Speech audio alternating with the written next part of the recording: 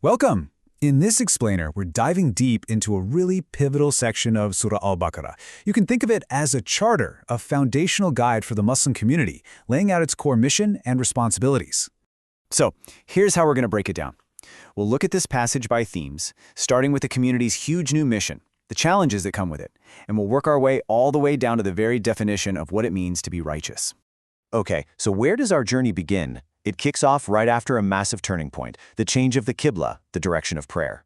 Now, this wasn't just a symbolic gesture. It actually marked the moment the Muslim community was appointed to a new role of global, spiritual leadership. And this guidance, this blessing, is delivered through a messenger from among the people themselves. The scholar Madudi describes this as nothing less than the completion of Allah's favor. It's like the ultimate reward for a community's faithfulness. So you might think, wow, what an honor! And it is, but it's so much more than that. This new role is a massive, profound responsibility. The community is now being entrusted with guiding all of humanity towards goodness and God consciousness. But here's the thing. Right after this incredible appointment, there's an immediate and pretty stark warning. This path of leadership is not going to be a walk in the park. It's described as a perilous yet absolutely magnificent service. So, why all these trials? Are they a punishment? Not at all.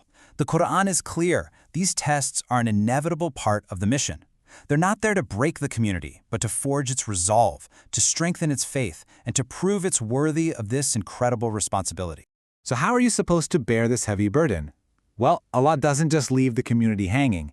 He provides two absolutely essential tools to build up the necessary strength: sabr, or patience, and salah, the formal prayer. Now, let's be really clear about what sabr means here.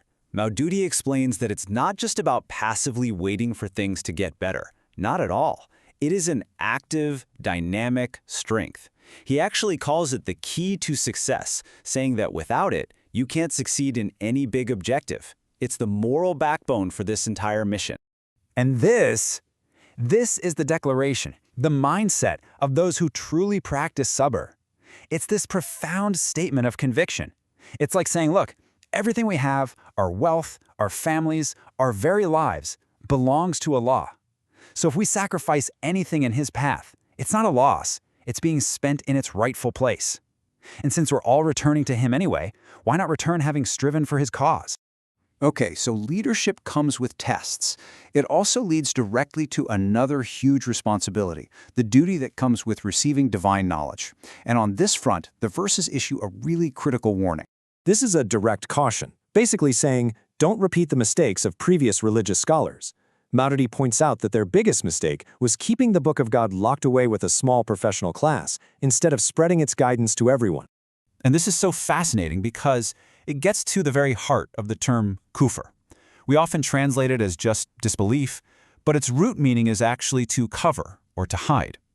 So it implies an active rejection or covering up of a truth you already know, which is why hiding divine guidance is such a serious offense. So after those serious warnings, the tone shifts a bit.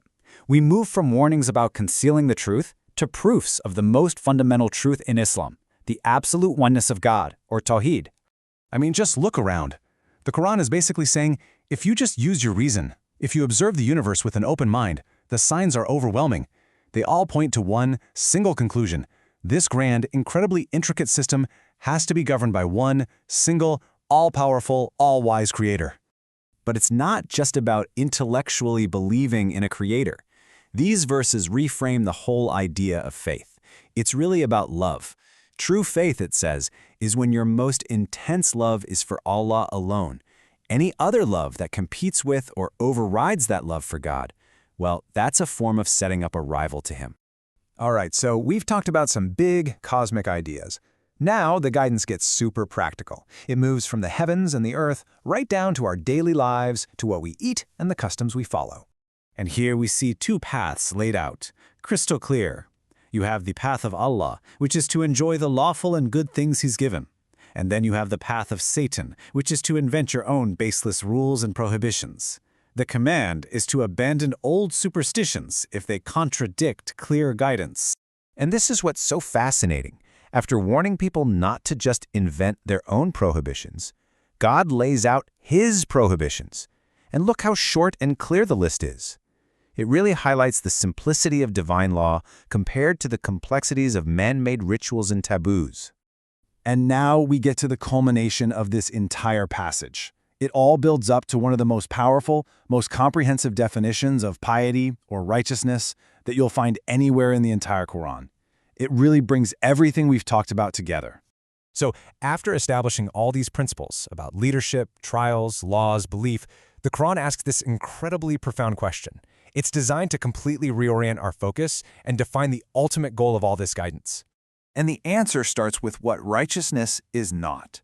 It's not that you turn your faces toward the east or the west. Wow, what a powerful statement. It's basically saying, hey, don't get lost in the outward rituals alone. Which direction you face in prayer is important, sure, but it's a symbol. The true essence is something much, much deeper. So what is it then? Well, this verse lays out a complete blueprint for a righteous life. It's a whole system.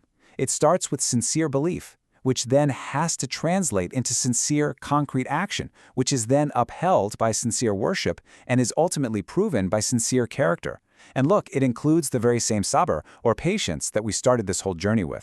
And that leaves us with this incredible checklist for self-reflection, doesn't it? It shifts our focus from asking, am I performing the rituals correctly, to asking, am I becoming a truly good, a truly righteous person? It really leaves us to think about how our own lives measure up to this beautiful, divine standard of true goodness.